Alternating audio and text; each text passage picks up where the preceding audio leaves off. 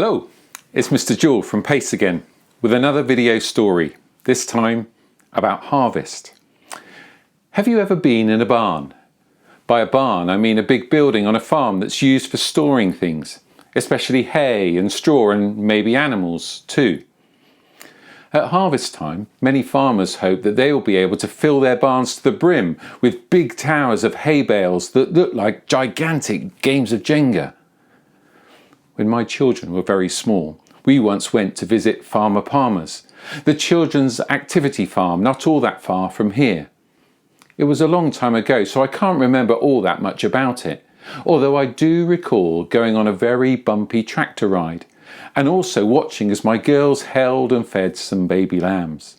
There were some huge barns on the farm.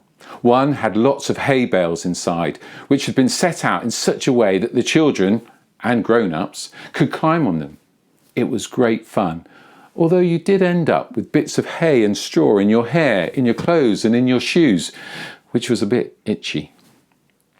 The other times I've been in a barn was once for a barn dance, and I've also stayed in a barn conversion, a barn that had been made into a house that you could stay in with very high ceilings and completely surrounded by fields. Jesus once told a story about a barn. Well, actually it was a story about a man who built a barn, a very, very big barn indeed. Here's how the story goes. A man was very pleased with himself. The land that he owned had produced a bumper crop, a huge harvest of hay, grain and all sorts of other good things for making food. He was delighted. But he had a dilemma, which means he had a difficult decision to make. What should he do with all this grain? He'd filled all his barns to the brim and there were still big batches and bales left over. I wonder what you would have done if you had so much of something good that you didn't know what to do with it. I wonder what you would have done. Well, he chose to do something exceedingly selfish. He was always thinking of himself. He decided to tear down his existing barns and build brand new, even bigger ones, just so that he could keep all his great harvest of grain for himself. Once he had built the barns, he thought all his worries were over and that he could put his feet up, let his hair down and live an easy life for as long as he could imagine. But there was a problem. His easy life didn't last as long as he had hoped. His time was soon up. His life ended and all that he owned was left behind.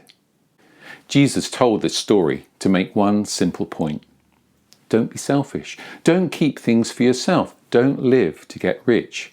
Instead, Jesus said, be rich towards God, which means putting God first and is often best shown in the way we treat other people by caring for them and sharing with them. Harvest time gives us a brilliant opportunity to do just that. I've often visited schools and churches that have collected together tins and packets, soup and soap at this time of year to share with people in their communities who can really make good use of them. Most of us don't have barns that are bulging at the seams with grain that we've gathered, but often our cupboards are nicely full, and certainly the supermarkets are well stocked. Instead of saying, wow, what a lot we've got, how lucky we are, perhaps we can say something like, wow, we have so much, how can we share some of what God has given us with those who have less than we do? Let me finish with a true story I read in a book over the summer about some people who were rich towards God.